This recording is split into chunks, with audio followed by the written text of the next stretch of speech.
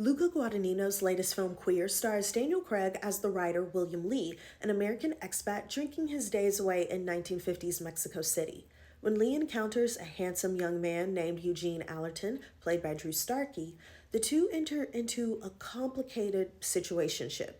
Based on the unfinished novel by William S. Burroughs, Queer is a hedonistic romp with some wild tonal shifts, but does do a good job of communicating the longing and yearning that comes with a crush, no matter how old you are. The main underlying tension in this film is Lee's questioning if Jean is really queer. Does Jean really like Lee, or is this just a way for Jean to pass the time and get free drinks?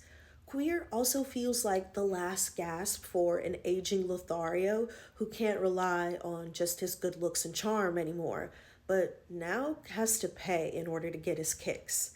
I would have liked this movie more if it had been just about the relationships between the characters, but all the forays into these drug induced dreams and hallucinations felt like misplaced David Lynch reproductions that really didn't do much to add to the overall film.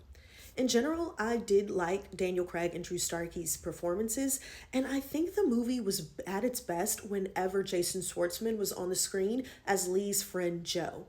But in general, Queer kind of fell flat for me, and while I do think Luca Guadagnino is an exciting and interesting filmmaker, his work for the most part feels a little like style over substance to me.